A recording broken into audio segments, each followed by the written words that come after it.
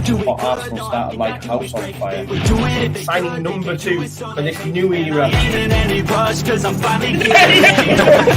It's Judgment Day, people. Yeah! What did your boy tell you? It was never in doubt. Never in doubt. Don't believe in any luck, I believe I'm self-made, yeah.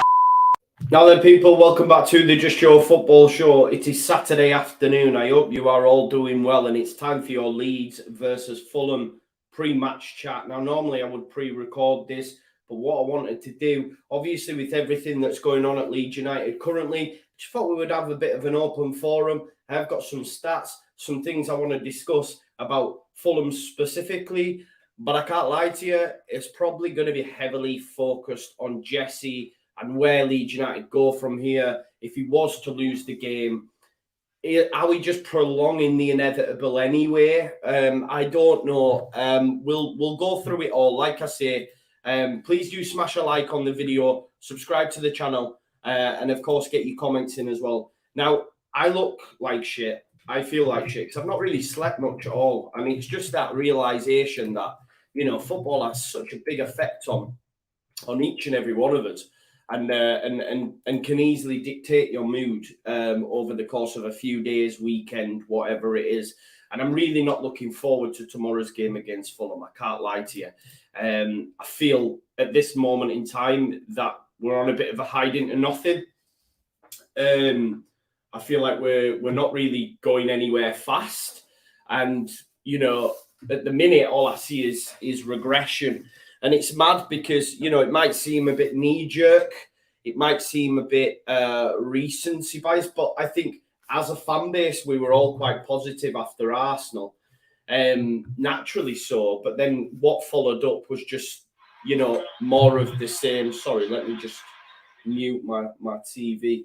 I've just got the Forest Fulham game. Forest Liverpool game on. What a turn up for the Bucks as well, folks. The fact that Nottingham Forest are now beating Liverpool 1-0. So teams are winning in and around us now as well. Sorry, I was just muting that. I have to put my headphones in so you can't hear it. If you hear it, my video will get taken down for copy strike. But yeah, there's 10 minutes left in that. Nottingham Forest are beating Liverpool, which is a mad one, isn't it? Robert says if Fulham win, the fans will turn big time. It'll be over for Jesse. I agree with that. I think it will. The end of the day, folks, we're winless in 7. They're the facts. It's piss poor. It's really bad. And you can actually probably count on one hand decent performances we've had. People say I've got an agenda, but I would say, and anyone who disagrees with me, please put in the chat reasons as to why I'm wrong. Please put in the chat, decent performances and all this. Logan says, would you want to see Jesse go if we lose to Fulham? My answer to that is yes. Yeah, I would. 8 games without a win. Let's say if we do lose to Fulham, 8 games without a win. You consider the teams we have faced during that time as well. We have had an easy run, people. Let's not kid ourselves. We have had a very easy run. I don't see what the plan is.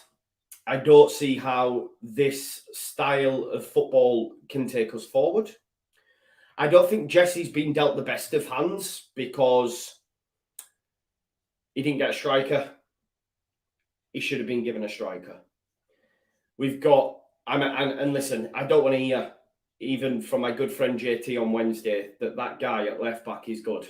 He's not. He's shit. People said to me I was too harsh. He was out of position for all the goals. He was pulled out of position. Listen, again, that comes back down to Jesse Marsh and his selection. You know, I was listening to the YEP podcast this morning and Graham Smith's got it bang on. Pulls no punches, you know. He says, like, I don't understand how, you know, you have your best 45 minutes. And we spoke about this the other day. Dropping Cooper was mental for me. And if he said he can't play 3 games in 7 days, that's fine, right? But you win the game in front of you first before you start making decisions. You don't bring in Llorente, who's kamikaze at the best of times. You don't, I mean, Firpo was forced, fair enough, but we should have had a left back. You don't start Somerville. I know some have said I was harsh, and that's fair enough. Maybe I am a little bit because I don't see what he sees overall. So straight away, my opinion is the guy's not good enough. So sometimes, I am aware that we all have preferences of players, yeah? And I'm more harsh on Rodrigo than I am Bamford. And I know that can rub people up the wrong way as well. But that's fine. That's football. And I'll admit that. Football fans are fickle. Rodrigo could score a hat-trick tomorrow and I'd be his best mate again. This is the truth of it. Anyone who says they're not fickle who's a football fan, they're lying. in my experience, anyway. We go up and down like the yo-yos, don't we? But yeah, to start Somerville in a must-win game, because that's what it was. And let's not be honest, right? We made Leicester look good. And Leicester have been shocking this season. Really, really bad.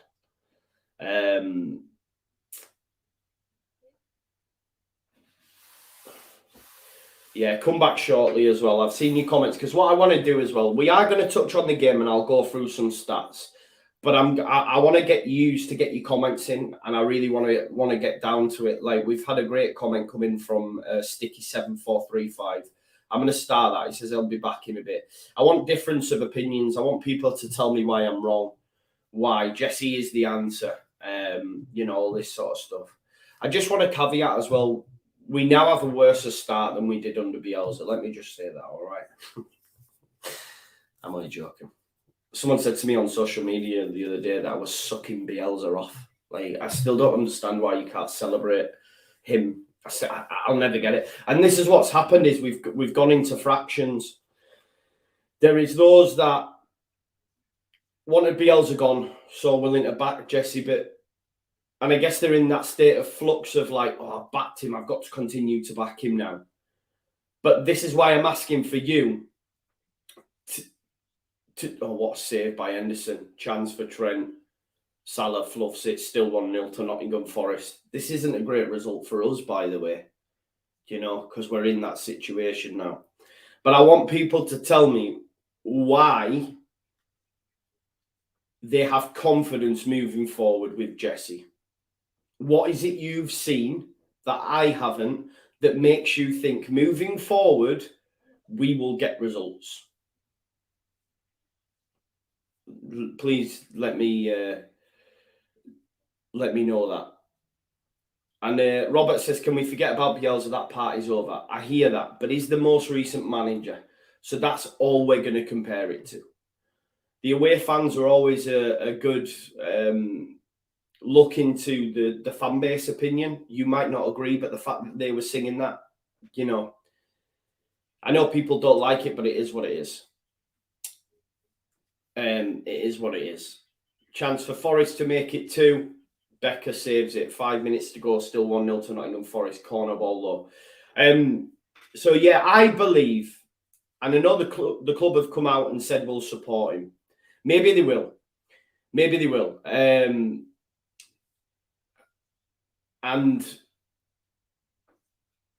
if Leeds United were to lose, for me, you're just prolonging the inevitable. You're just prolonging the inevitable. Are they just kicking the can further down the road? I sample a lot of football. I listen to a lot of different opinions. And I've listened to a lot of Villa fans' opinion on Steven Gerrard. And it's like they said, he should have gone weeks ago. He should have gone weeks ago. And my thing is, if we were to lose to Fulham and he didn't go and we continued, I just think we're kicking the can further down the road for me. We're just making a decision at a later date.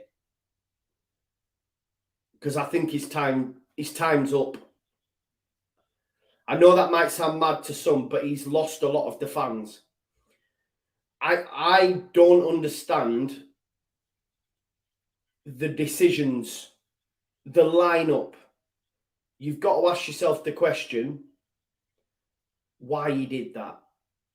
And if someone backs the reason, if someone can explain to me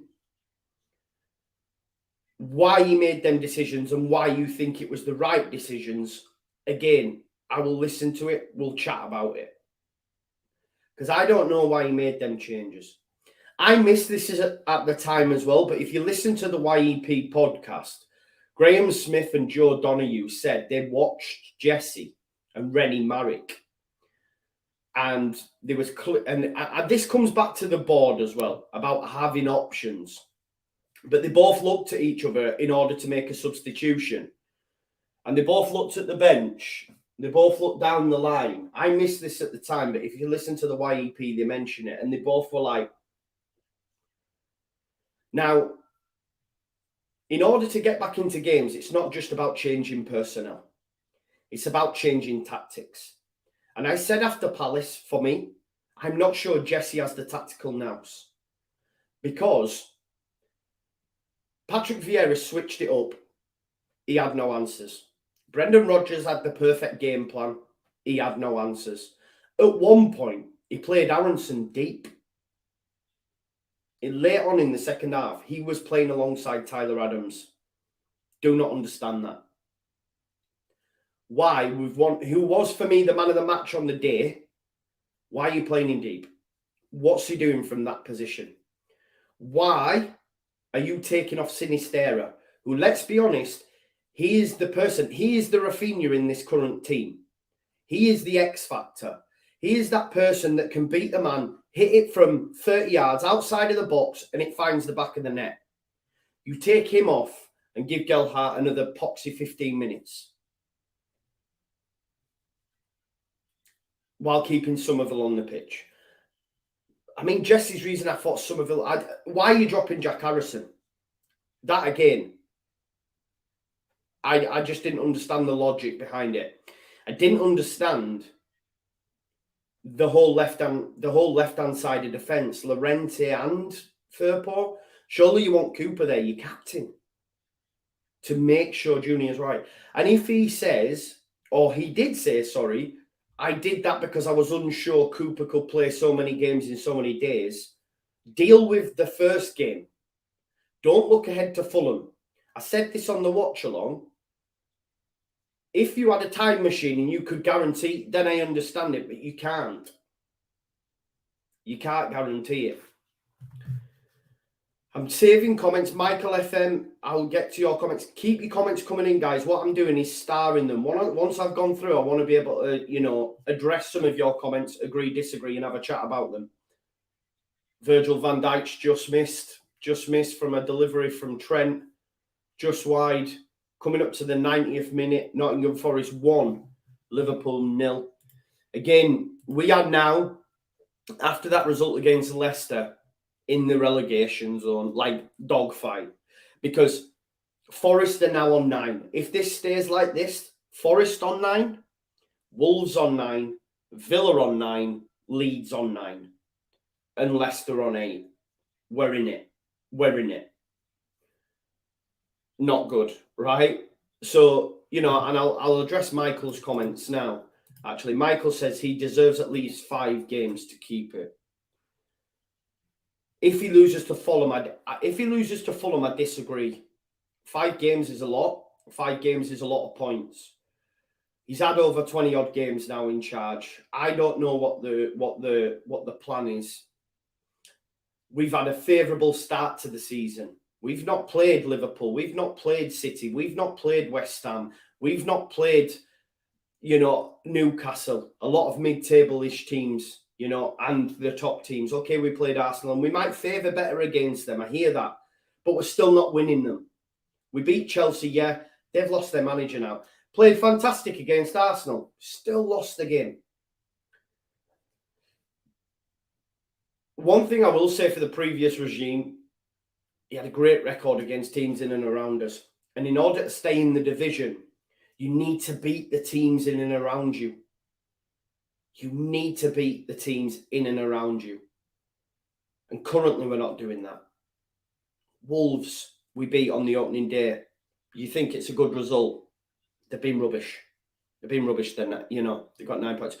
Leicester at bottom of the league, we got beat. Villa we drew with, 17th. 15th, one place above us. Everton, we drew with. 14th, Southampton, we drew with. Oh, wow. Liverpool have just nearly scored, but Dean Henderson saved it off the line. There you go. Nottingham Forest, it looks like they're going to shut Liverpool out. I don't know if it's Alisson Becker that gets on the end of it. No, it's Van Dijk. What a save, Dean Henderson, that is. What a save off the line. Great header by Van Dijk. But back to my point. So we've played Leicester, Wolves, Villa, Leeds. Played ourselves. Sorry, let me read that again. We've played Leicester. We've played Wolves, Villa, Everton, Southampton. We've won one of them games, and that was against Wolves on the opening day. Their manager's since been sacked. So you've got to look at that and think, wow, yeah, we've played quite a large percentage of teams at the bottom and not got one win. 3 points, man. 2 wins all season. So I don't understand wanting, but again, football is about opinions. If we were to lose to Fulham, why you would believe 4 games more, he turns that around when we won't have won in 8 at that point. 8 games. I struggle to see the reasoning behind that.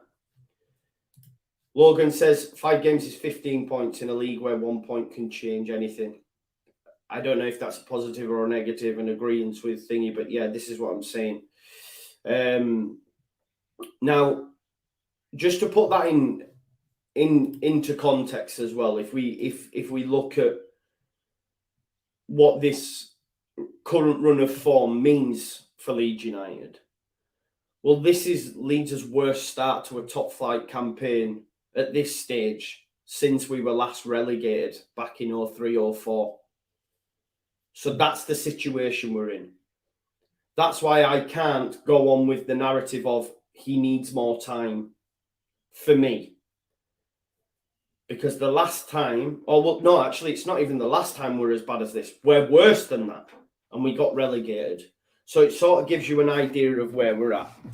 I genuinely thought we would be okay this season. That's now changed. Why has that changed? Performances. Performances have not been good enough. And I don't know how that changes, because I do not believe that the manager currently, and it may change, but I do not believe currently the manager has the tactical nous to win enough games to keep us in the division. Salah, what a save, Henderson again. 30 seconds left, corner ball. Nottingham Forest are going to win this, which is not good for us. Yeah. This is a thing I want to address as well from Gordon. Yeah. People seem to think that I've wanted him gone from the start or whatever. Believe me when I say that couldn't be further from the truth. Because headed out by Yates. Because I feel rubbish right now, right? I didn't sleep the other day. I've not been sleeping well anyway at the best of times. But when you compound that with what, for me, football's my release. Football's my release. Having this channel, Forest have just hit the post. Surely that's full time now, ref. Oh, it's a free kick. He was offside there. They've taken it quickly. It won't surprise. Oh, there you go. Nottingham Forest have beat Liverpool 1-0. What a turn up for the Bucks that is. Ex-Liverpool player Awoni as well. So there you go. They're now on the same points as us, Nottingham Forest. Which when you dial it back a couple of weeks ago, we were all saying Forest are going down. Forest are going down. We're now on the same points as them, people. Wolves, who've scored 3 goals all season, we're now on the same points as them. Aston Villa, who their own fans was taking the piss out of Gerrard, saying the slip when he slipped for Demba Ba. When he was walking down the tunnel at Villa Park, they were shouting, "Steven Gerrard, get out of our club." We are now on the same points as them. So this is my point. Wolves have sacked a manager and scored 3 goals all season. Nottingham Forest have been woeful. Really, really bad. All of us saying they're down. They're down. Villa have sacked their manager and it's been catastrophic. Like they've been singing at him, get out, get out, get out. But we're on the same points as them. So it gives you an idea of how bad it is. But we seem to be a little bit... I guess, look, Jesse's a lovely guy. Jesse's a lovely guy. But you need more than that. I said that before. You need more than that. And I just don't know if he's got the tactical acumen. I hope I'm wrong. I hope I'm wrong. But that game tomorrow is massive for him. For him. Because if we lose that, I'll say it now, that's it for me. I think you need to move on. I think Leeds United need a change. I think Wolves play Leicester today. Could that have an impact on our league position? Aston Villa play as well. We could find ourselves in the bottom 3 before Fulham. And then if you then lose to Fulham, that means you've then not won a game for 8 games. And people still say, oh, well, let's give more time. I don't understand it. Because it's going only one way. Going only one way for me. For me. I mean, Jesse, after the game as well, said there were moments we were good. No, we weren't. We were terrible against Leicester. And this is Leicester. And this is Leicester that have been woeful this season. You know?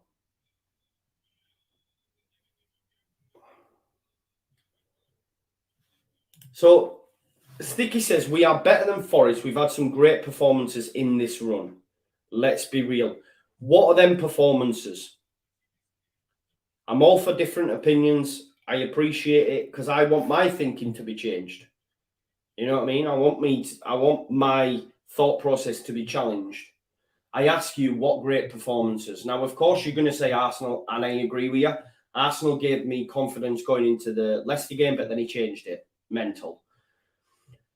And then the people that he dropped, he brought on at half-time anyway. Doesn't make sense. Arsenal aside, 25 minutes against Palace, Chelsea game, that is it. Even if you go back to last season, tell me great performances last season. Brentford, I mean, but we could have lost that. We could have lost that. I remember he went back to a back 5 at one point and they were down to 9 men. So I would ask you to tell me what them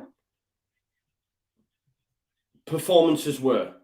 If you could do that, that'd be great if you could do that and tell me. This Mono Lie said the players that Marsh brought in are putting a shift in, but the players left over from past seasons are letting us down. His substitutions don't help though. But what I would say to you in response to that though, and I hear you, the new signings have been the best players. And that just proves that the board needed to continue to regenerate the squad. I was happy with it now. But on reflection, I realised, no, you know, we needed more bodies. Bielsa needed more bodies. Jesse needed more bodies. Jesse wanted more bodies. But he's very much a company man. So he's not going to say anything out of the ordinary. But he said he wanted a striker and he wanted a left back. And then he had a meeting with Radrazani and the rhetoric changed. You know, I remember saying it. And I remember getting shit for it. Well, I hope, you know, them people that gave me shit and told me we were getting this player and that player, look how it's proved to be. A lot of it has to go at the board. And again, I mean, they must be shitting themselves as well. Because what do they do? What do they do? At which point do they say, we got it wrong? We're going to have to make a decision here. I would say if we got beat by Fulham tomorrow, I want them to make that decision. That's my opinion. Because I think we play Spurs after that. We might play well against Spurs, but I'm not going to let... It takes more than one game now. It takes more than one game because I let myself get so giddy ahead of Leicester, convinced we were beating them. And the performance was diabolical. And listen, Jesse says we're all in unison. We're a tight group. He said all that.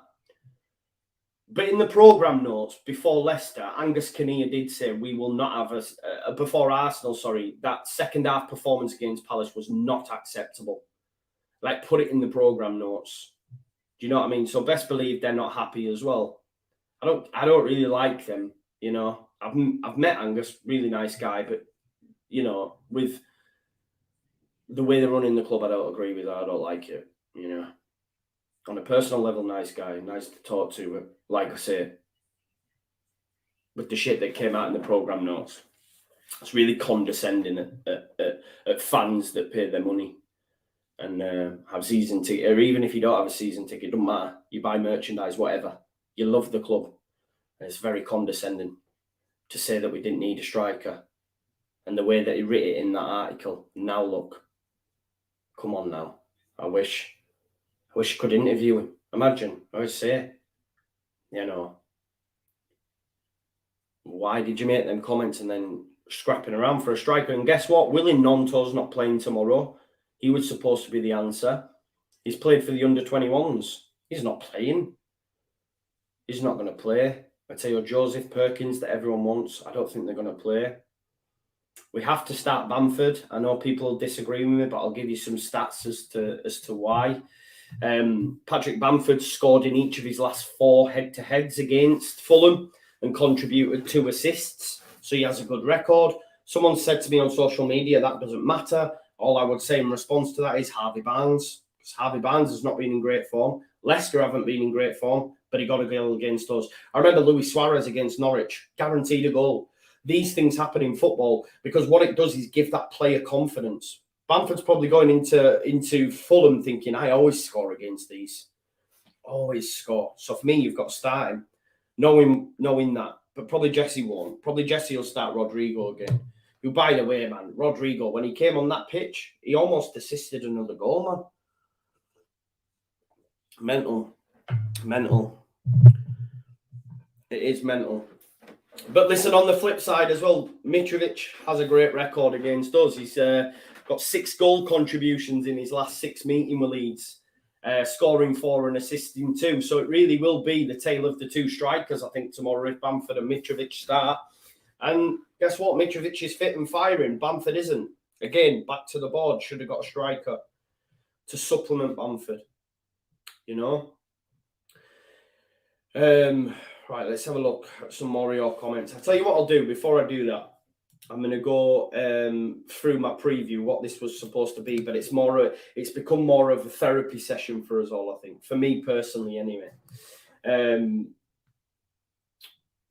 Yeah, this is true, Michael. This is true. This is what I'm saying. And everyone could see what Leicester were doing, but we still didn't change it. You could see what Leicester were doing, especially in that first half. It was Wout Fess, Amati and Tielemans. Look at the positions Tielemans was picking up. And then they were just pulling Firpo out of position and smashing it in between him and the centre-back. And then Rasmus is so far over the other side of the pitch that Harvey Barnes is in so much space and he's never missing from there. That's not players, folks. And you know what as well? And Graham Smith made a great point. It was a great podcast. Please do go listen to it if you haven't already. He says, there has been a lot of individual errors, like Mark Rocker. But that's also down to the system. And what he means by that is Mark Rocker's been told to do that job. Mark Rocker doesn't really have any outballs because of the way Leeds United play. So, in a sense, although it's an error and you can't account for errors and you shouldn't be making errors, there's also reasons as to why he was in that position in the first place, if that makes sense. I hope it makes sense. I've probably not explained it correctly, but I hope it makes some sort of sense. I mean, you've just to look at the average positions of the players as well. I don't know if you've seen that image. The average positions of the players, our wingers are basically playing in centre midfield.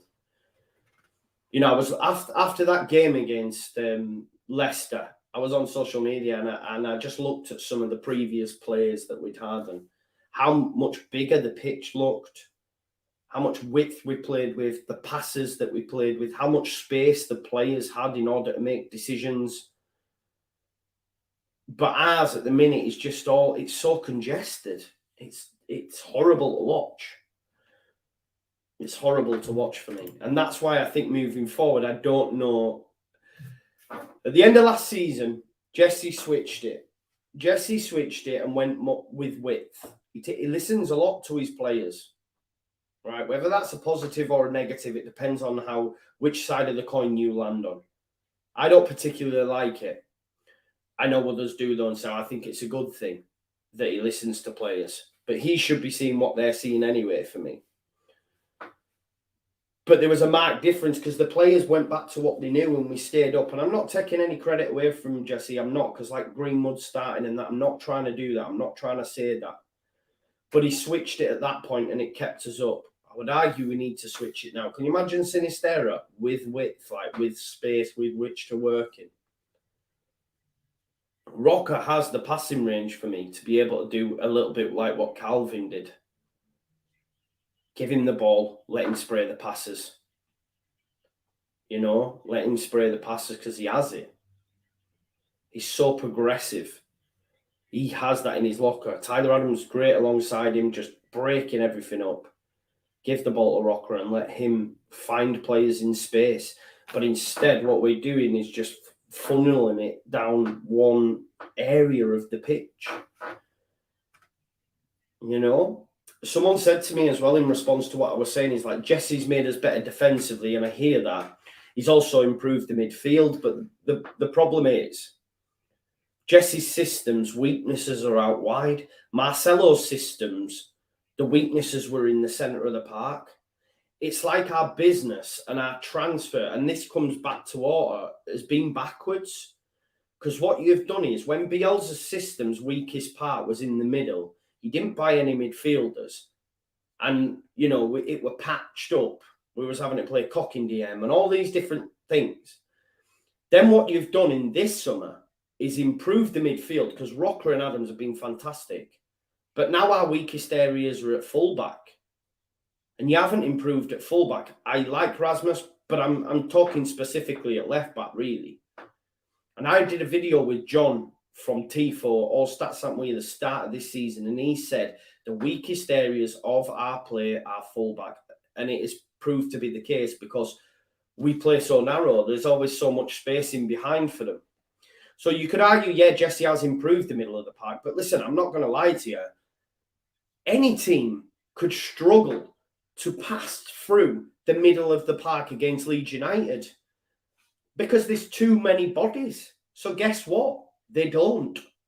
They just go over the press, over the midfield. Why are you going to go into an area where there's no space for you? You're going to attack the space. That's what you're supposed to do, I believe. But our system's not built around that. And there might be people watching this going, Joe, you don't know what you're talking about. And that's fine. I'm not professing to be, you know, an in-depth football analyst, because I'm not. A lot of it's emotion, but I do take a lot of it in and I try and listen.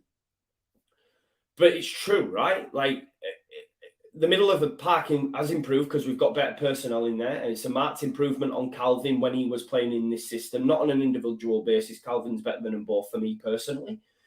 But in this system, Calvin was found wanting. These two are great. But what I'm saying is, you're always going to find it hard to go through the middle of teams. Therefore, we've improved in the middle because you've got 22 men in the middle of the park. Messi would struggle to get through 11 men in the fucking middle of the park. Do you see what I'm saying? So a lot of teams won't do that, and that's the problem.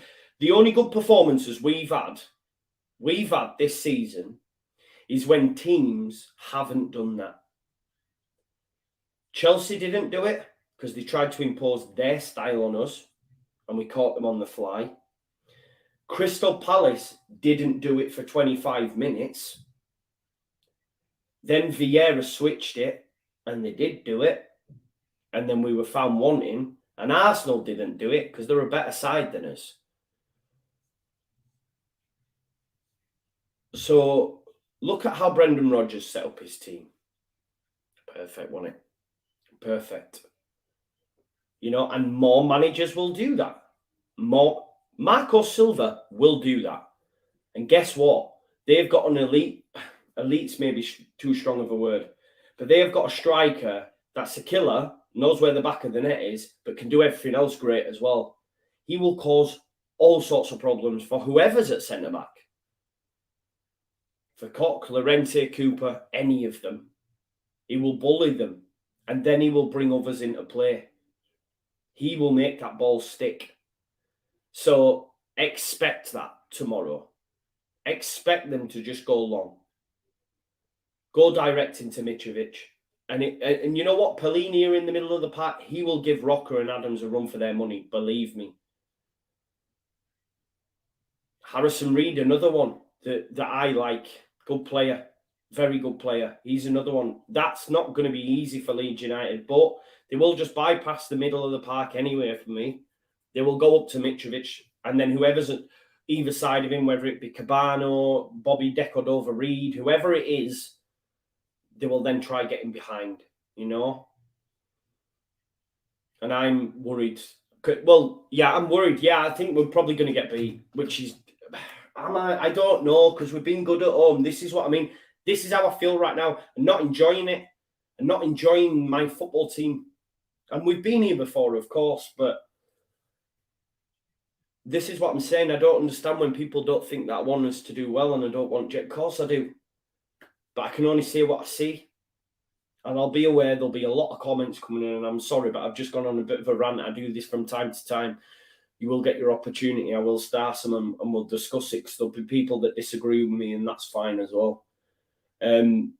Look, let me go through the rest. I just keep going on a tangent. I've seen the super chat as well. I will get to that, brother. Thank you so much. So, no wins in 7 for Leeds United, just 2 points in that time as well, right? So it's not as if we've drawn 7 or drawn 5. We've drawn 2 games, yeah? The rest of them we've been beat. So being beat 5 times within that 7-game winless run as well.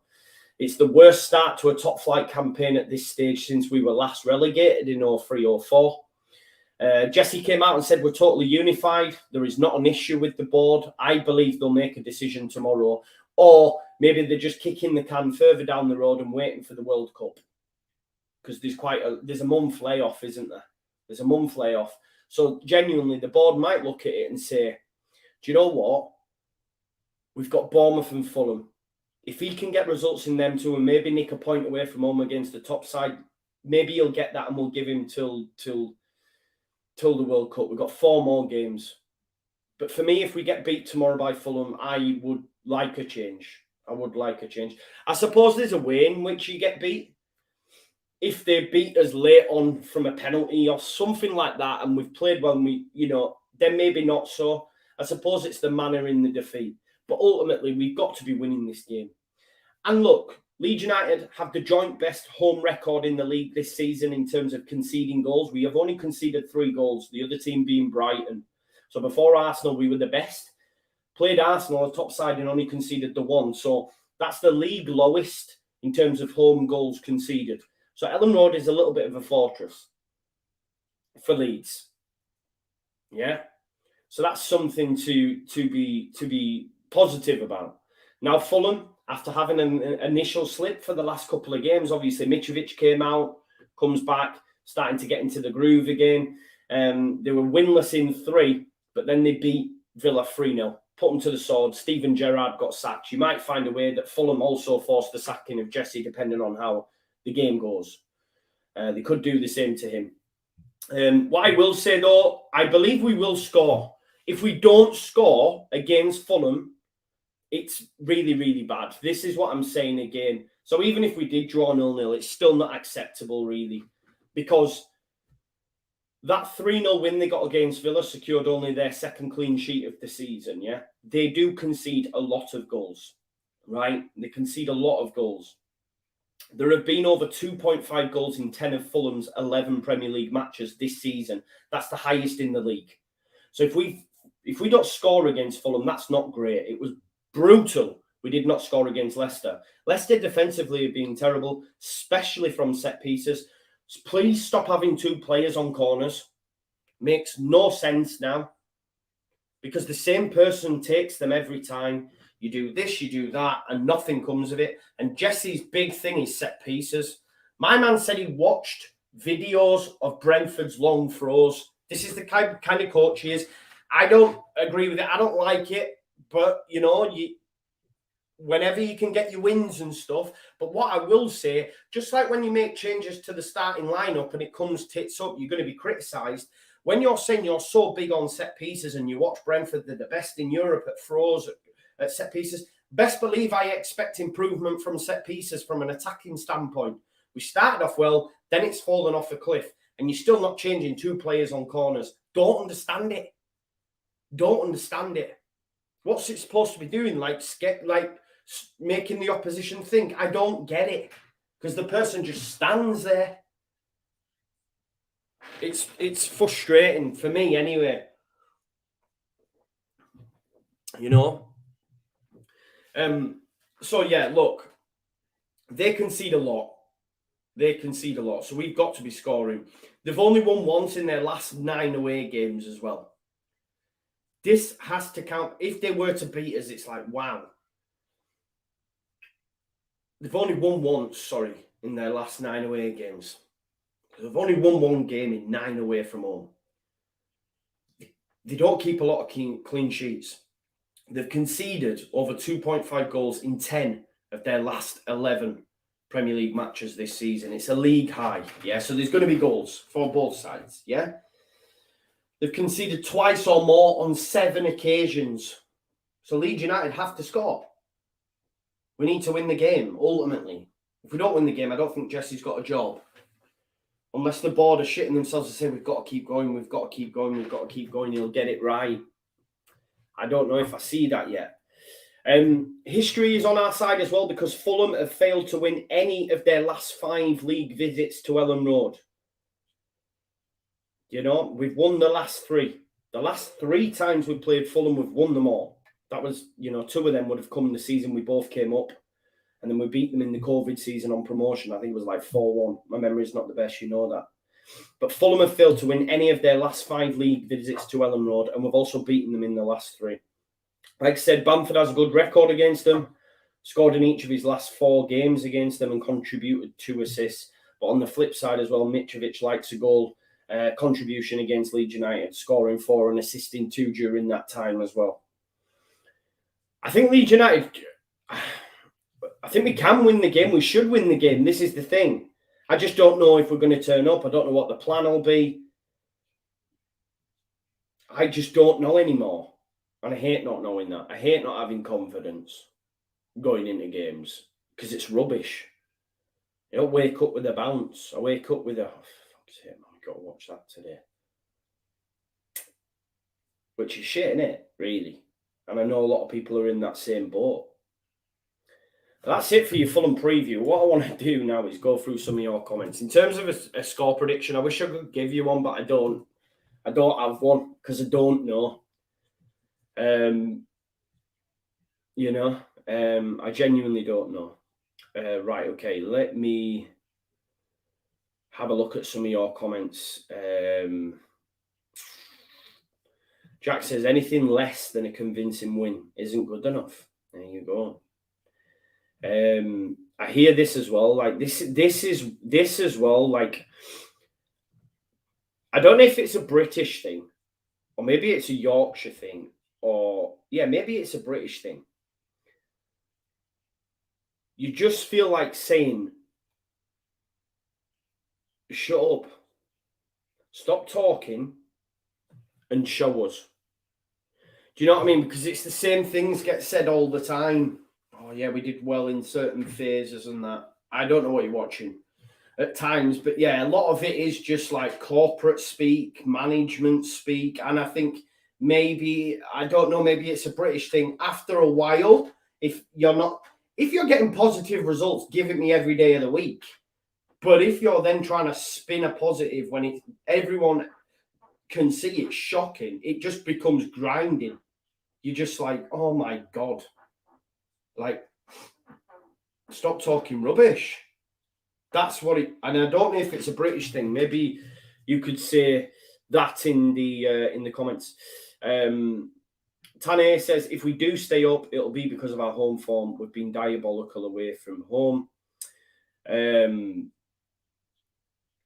okay, let's have a look. Yeah, Bully B, this is true that I am, mate. I am. I didn't sleep after the game. I am down about it all because that's what it does, right? So, Mr. Dodo, I really disagree with this sort of stuff. People say you're not a fan if you question and don't. That's not true. And I'll tell you, and I'll give you an example. The away fans, they go up and down the country, spend all their hard-earned cash. spend hours out of their day. And they're the ones that were singing that. So don't say like they're not proper fans, or people that question it are not proper fans. I took a lot of shit last season for going into that Chelsea game saying we're bad. Other channels even addressed some of it indirectly. People saying this, people saying that, they don't know what they're on about. I had a few people message me about it. And that's fine, because I understand it, because emotions are running high, and we all love our football club. But if you can't see what the plan is, then how can you just go in with blind optimism? Now, people could easily level that at me and say, well, you were like that under the previous regime. But that wasn't no bullshit. I knew what the plan was, and I believed that we could get a result in every single game, because we would create chances, etc. Now, I don't have any confidence that we will. And if you don't create chances, you can't fucking score goals. And you could argue, personnel as well. I hate that people say all of a sudden we're a championship squad. I disagree with that completely. It's so easy to go, oh, it's not Jesse, it's the squad. I mean, we as Leeds fans should know more than anybody else in this league that you can train a team to do well, regardless of how good they are. Let's not kid ourselves, yeah? So I hate that people come with that rhetoric. Everyone's entitled to their opinion, but they say it's nothing to do with Jesse, it's the players aren't good enough, the championship. That's BS for me. We, more than any club in this division, know that when a good coach comes in, it doesn't matter sometimes on personnel.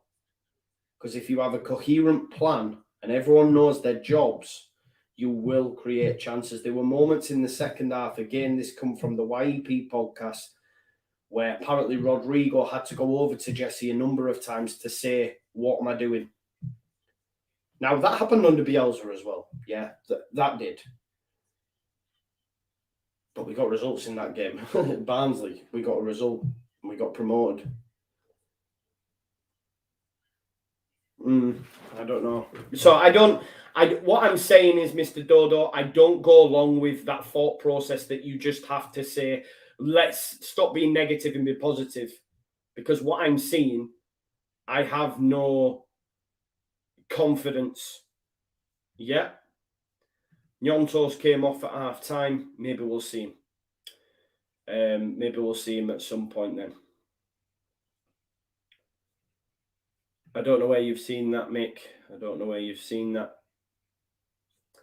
James says, Cooper is gash, Firpo is gash, Laurenti is gash, Click is gash, Forshaw is gash, Ayling is gash, Rodrigo is gash, the investment is gash, players on board can all go, okay?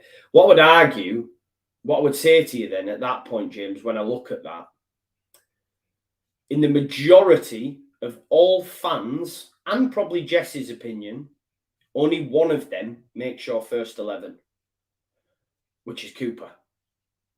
Now, you might disagree and say it should be Koch and another. That's fine. But all the rest of them names that you've mentioned, for me, are not first teamers anyway.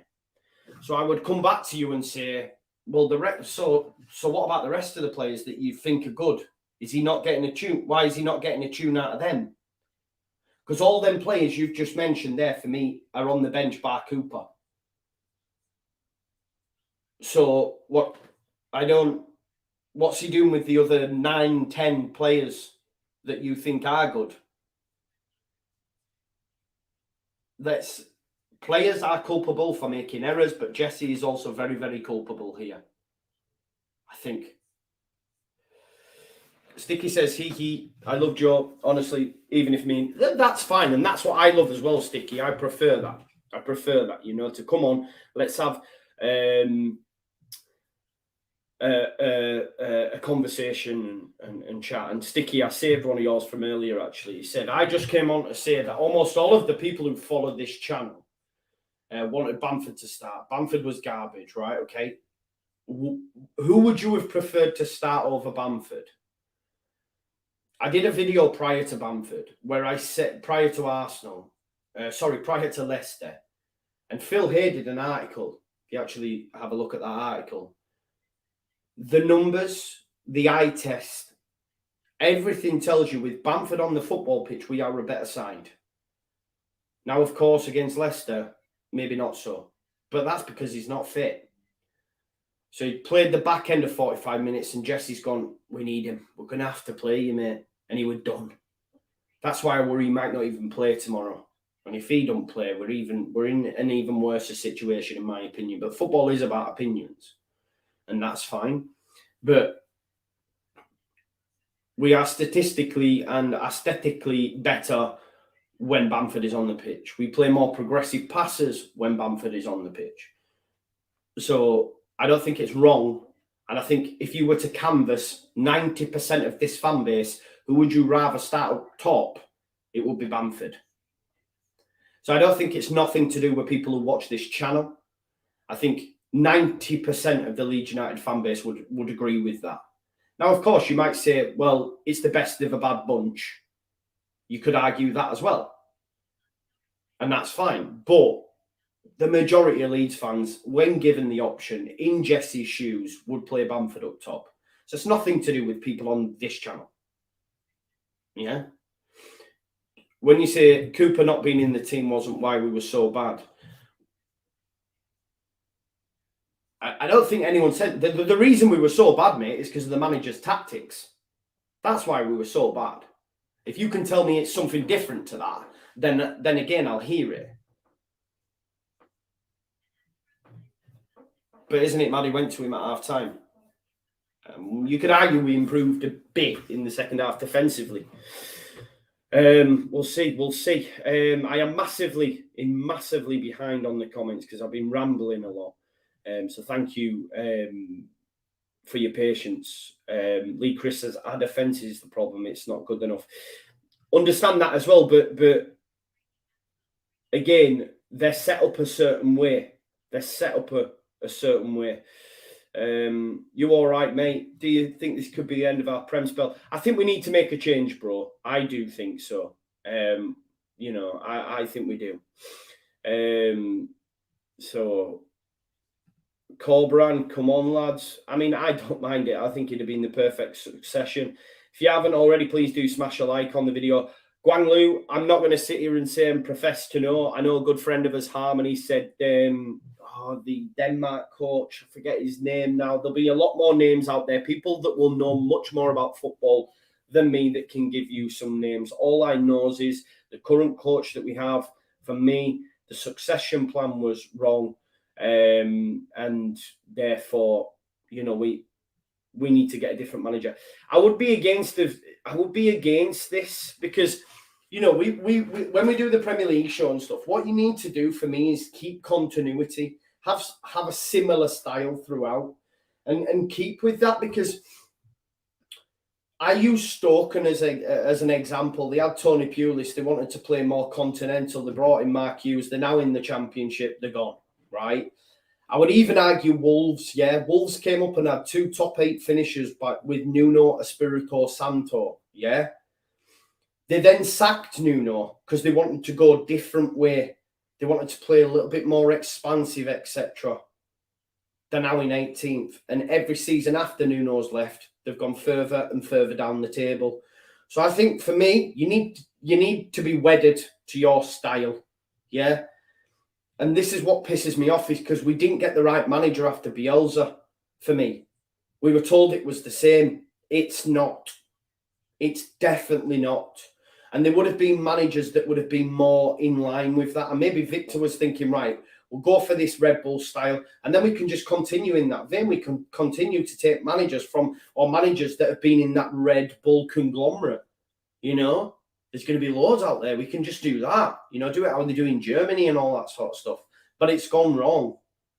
It's gone wrong for me. So I then don't want to just rip it up and go to a Rafa or a Dyche or whatever, because then I think we could end up even worse, personally. But I don't know. Keep your comments coming in. Let's have a look at... There is some more... There was a super chat came in as well. And I don't want to miss that. There's been loads of comments coming in and I've not been like reading them. Robert, there we go. Robert says, I've coached for over 30 plus years. Doesn't matter what team spot you play. Only 2 ways to go. Go direct with all the power and strength and skill, or create and play into space. Well, I like to create and play into space. Would you say we're direct? Do we overpower with strength and skill? I'm not sure, bro. I don't know. But thank you very much for your input, Robert.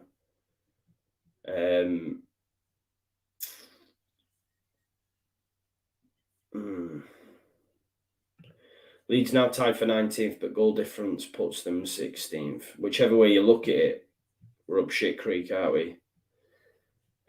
Sticky says, this isn't right. Okay, he's talking about who you're getting. I don't know. I don't have the answer to that. But that doesn't mean that we should stick with the manager because there's no one else out there. Because guess what? There will be someone out there. There will be someone out there that ought to, like, come on.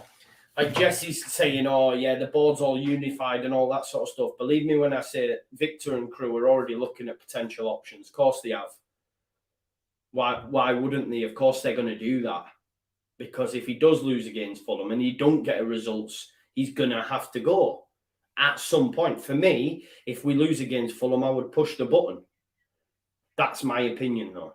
Because that's 8 games without a win, and I'm not looking at it and thinking, do you know what? We're creating loads of chances. We're just missing because we're not doing that.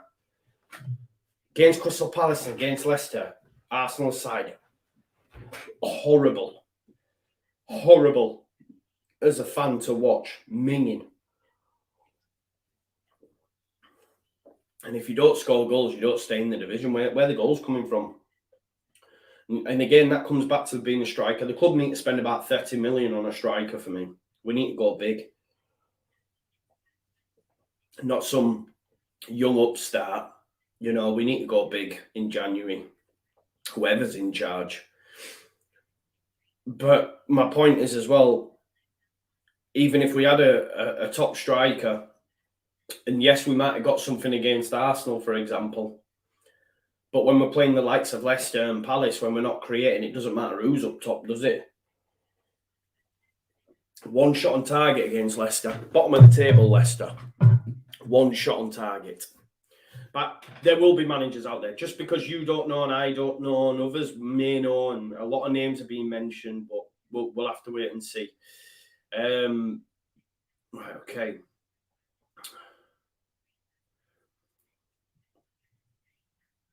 Okay, let me just go to this one. I like this one. Carl says, so Forest can beat Liverpool, but we can't beat Leicester. We're not in a good ways at the moment. The board is entirely to blame, not Marsh. Okay. So do the board... You sort of answered your own question, really, Carl. Who puts out the tactical plan to beat Leicester? The board? Now, they are culpable for not giving Jesse tools, but who put out the tactical plan to beat Leicester? Did the board, or was it Marsh? Was it Marsh who changed the winning lineup, or was it the board? I say a winning lineup. We got B. Was it Marsh who changed, a team that battered top of the league? Or was it the board? Was it the board that made crazy substitutions, or was it Marsh? I understand you support Marsh, and that's fine, because I can't stand the board either, brother. But what I'm saying is, yes, they may have not given him good tools, but as a coach, when you're out of the transfer window, you have to work with what you got. And we're not working with what we've got now. So for you to say, oh, well, Forest can beat Leicester, guess why? Because Steve Cooper came up with a tactical plan that meant they could beat Liverpool. There was a moment in that game when I was watching it earlier on, right? Forest 1-0 up. They tried to play out from the back. Steve McManaman says, why are they doing that? Why are they doing that? It then pans over to Steve Cooper, who shouts at his centre-back, direct, go long, don't do that. Alan Shearer kept mentioning it on the comms. I kept saying what we're doing, why we're continuing to play like this, but guess what? We just continue to do it anyway. The reason Nottingham Forest beat Liverpool is because they had a tactical plan, and when they went in front, that was it. You shall not pass. Fluid tactical switches during game. So that's why Forest beat Liverpool. The reason we didn't beat Leicester is because we couldn't deal with what they were doing to us. We continued to try and press when all he was doing was beating the press. Yeah? So what do we do when that happens? That would be my response to that. Again, you don't have to agree. Amazing.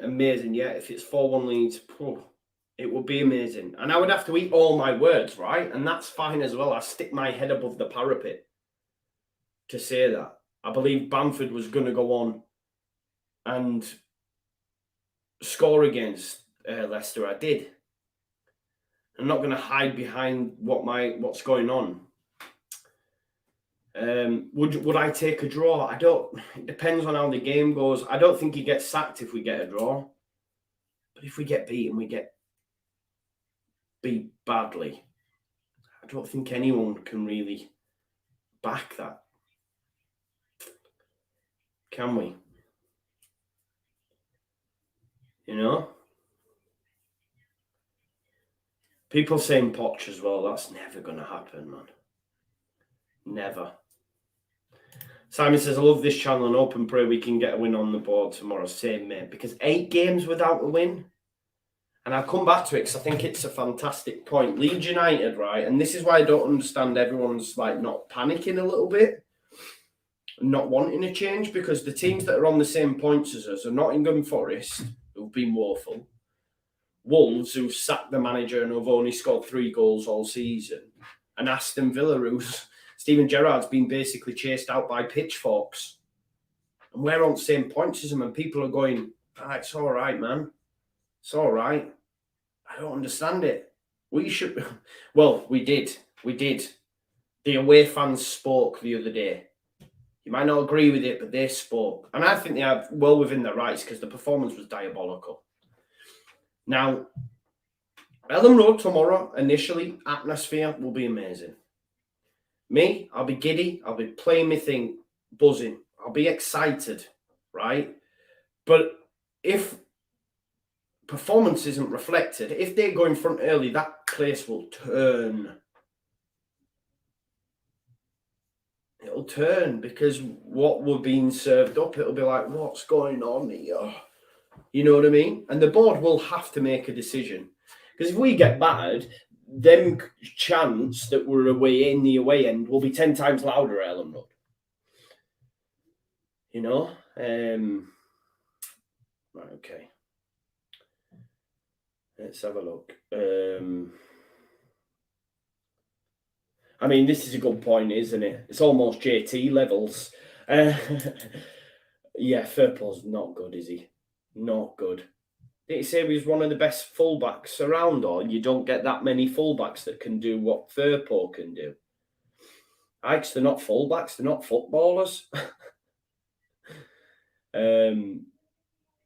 Okay, Grumpy Old Git says, sorry, Joe, you're wrong, mate. You can't make a silk purse out of a sozy. You're telling me Rodrigo, Llorente and Firpo Premiership standard.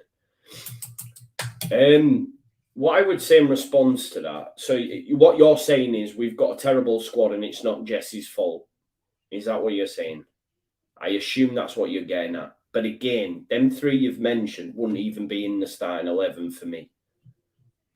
So what about all the other players that he is working with? Yeah, Kean, bang on the money, mate. Bang on the money.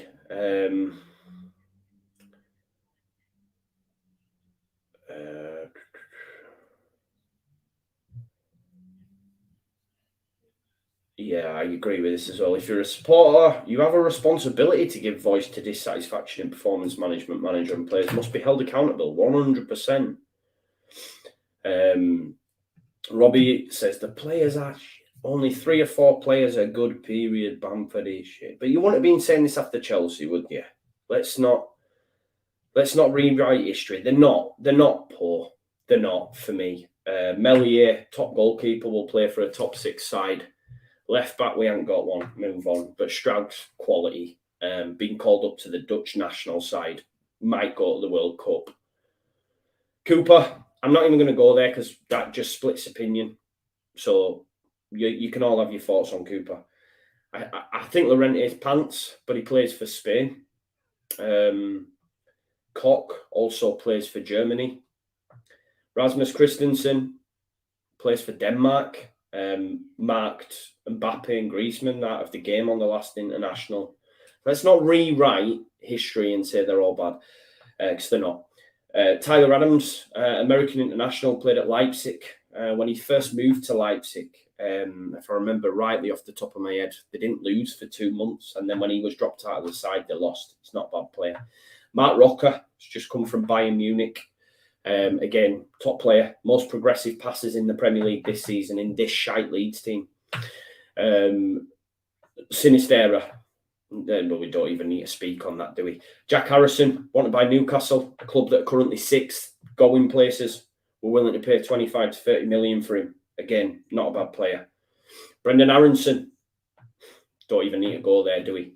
Patrick Bamford, I really rate him. You will disagree. But let's not say that they're all shit because we're poor. It's too easy. It's too easy to go, they're all crap.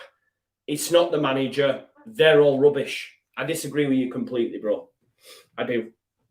Now, I'm not saying the squad's better than a lot in the Premier League. It's probably not. It's probably on par. But they're not rubbish. They're not rubbish. Let's have a look. There's been some super chats coming. I will get to them as well. I'm just moving down. Doing a watch along. I'm not D. I'm not. I've managed to nick away for this purely for this, mate. I was going to do the Man United Chelsea game, but I've got my son and that coming, so I'll not be able to do it. So that's why I wanted to do this and do this video for you. And then I will be doing a watch along tomorrow, though. I'll be live from 1 o'clock. So if you want to join me for that, please do. Right, okay. I'm just scrolling through all your comments. I want to thank you all for coming here as well. But about pathways, don't get me started on them program notes, brother. Honestly, thing is, it's mad. It's really angry. It angers me because my man said we had 2 international number 9s and we had the pathway for one of the brightest young talents in the world. Leeds isn't Manchester City and have players who thrive in space. I don't like the narrow play without a proper hold-up number 9. Yeah, but what I would say to you, Robert, only 6 months ago, we did have that. We did have that. You can play expansive without being Manchester City. We showed that. So that's my my response to that. I'm not saying that we're Man City, but you can still play that way. Theo says, I was hoping Jesse would offer us fluid facts because that was Bielsa's downfall. But instead, it's just plan A, but a less dangerous version. Yeah, there's definitely no plan B. I would argue there's no plan A, bro, if I'm being totally honest. That's my opinion. And I've said this, and I've kept consistent with this, really. And I've took quite a lot of shit with it throughout. But there we go. Josh says, dreading this game. I think we'll get done over and Jesse will get the boot. I think potentially, there you go. There's another win, though. There's Everton up to 12th. If they keep that, they have a great record against Palace as well. I said that yesterday in the preview. Dominic Calvert-Lewin back firing, scoring goals. Striker. We're in trouble, folks. I believe that. And I never believed that last season at all. But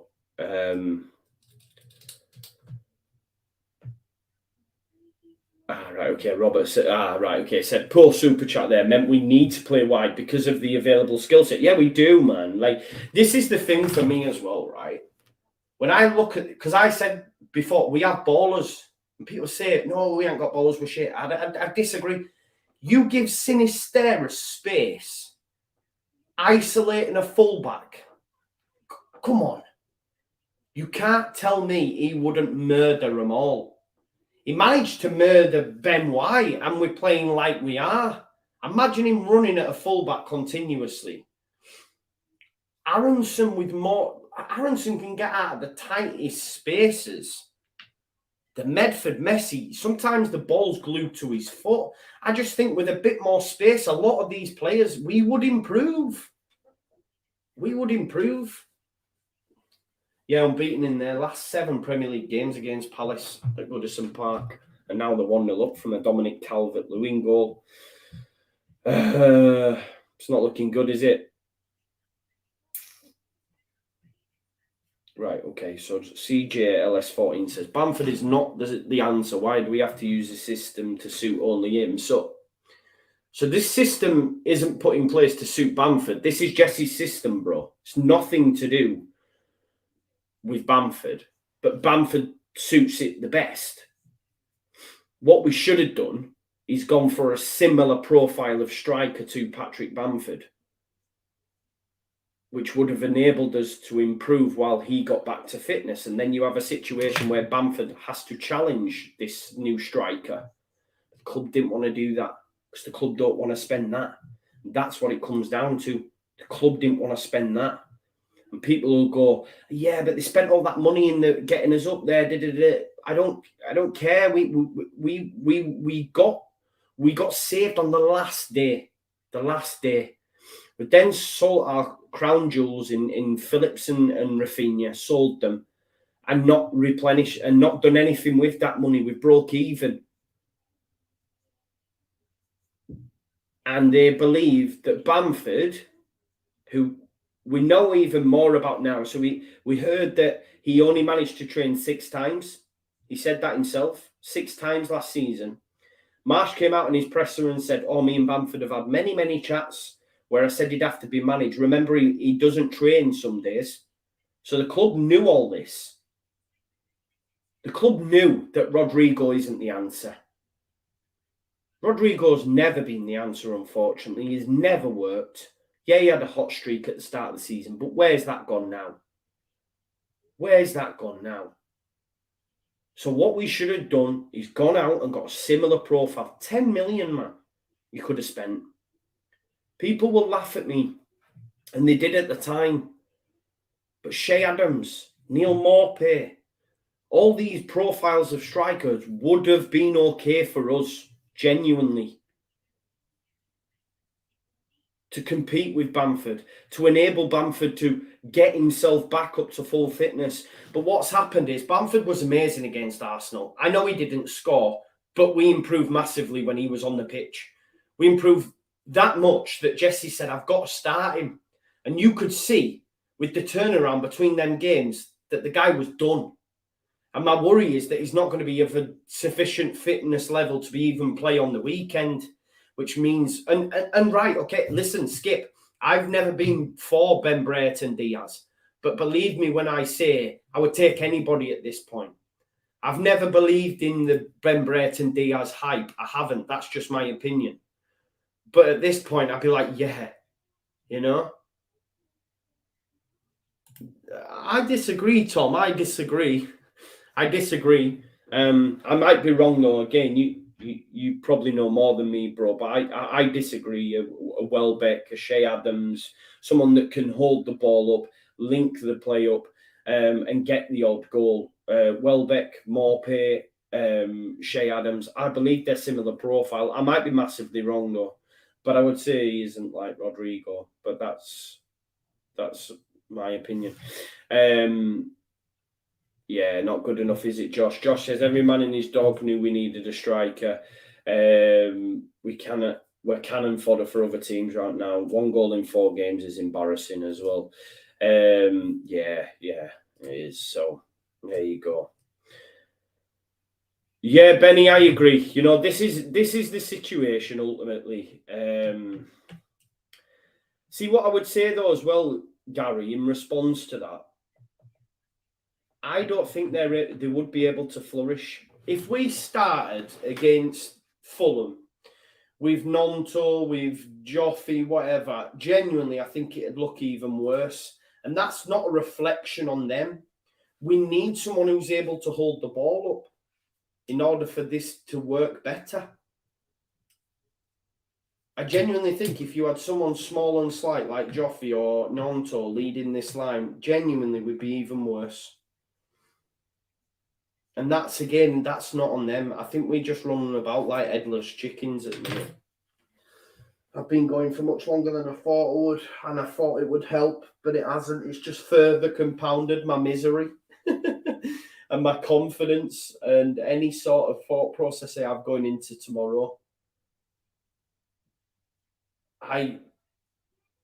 The only thing I have in the back of my head is our form at home and the fact that we have a good record against Fulham.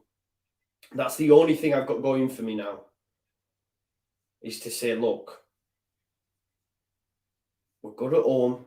We've only conceded 3 goals at home. It's the joint lowest in the division. That counts for something, yeah? And we have a good record against them. That's all I have hanging my hat on. But I don't think, oh, we can cut them open. We can do this, we can do that. It's just that history tells me that we might be all right. But my worry is Marco Silva will look at what other managers have done and say, right, is it Tim Ream? Tim Ream at the back? It'll be Tim Ream, won't it? Issa Diop. Issa Diop, who used to be at West Ham. When you get that ball, if you can't get it into Polinia or Harrison Reed, just go long. Willian, who apparently had a great performance against Villa. They've got Willian. They've got Cabano on the other side. I think with Dan James not being able to play. Mitrovic. I mean, Mitrovic would be perfect for Leeds. He'll be able to hold it up and bring these others into play. Ex-Manchester United player, Andreas Pereira. He's been great. He's been in my fantasy team, to be honest. Cheap option, great. Continuously getting points. Loves a set piece as well. I just think that Marco Silva will not try play out from the back. He won't do any of that. Get it up to Mitrovic. And I don't think we'll have an answer for that. Do you know what I mean? I don't think we will have an answer for that. And that's my problem. That's why I have no confidence. Because whenever they do that, we have no answer other than to change personnel.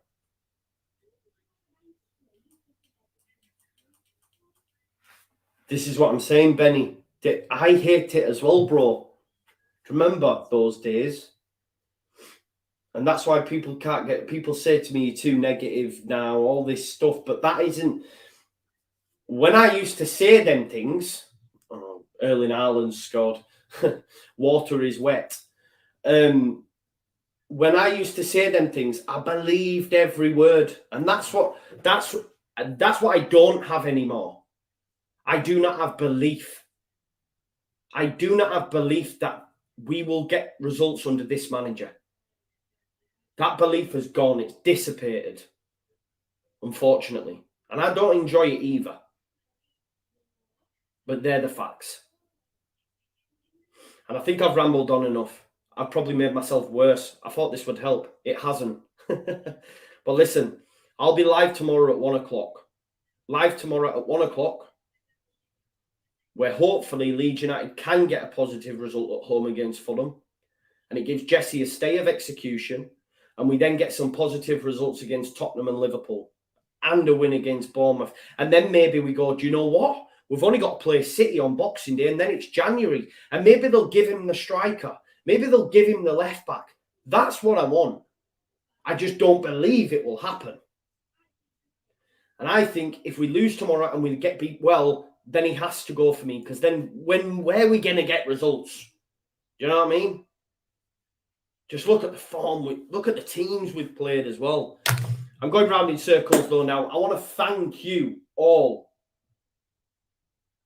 for being here today. Thank you all for your contribution. Those that agreed, disagreed, I really, really appreciate it. Like your video on the way out. Please do smash a like on it as well. I'm going to go chill out now and watch City because Erling Haaland's my captain, so hopefully he's going to smash loads of goals in. Hopefully Leeds United do that tomorrow. I don't have to believe, but maybe. You just never know. Listen, thanks as always for watching, and I'll see you in a bit, folks. Love yous and see you tomorrow. Peace out.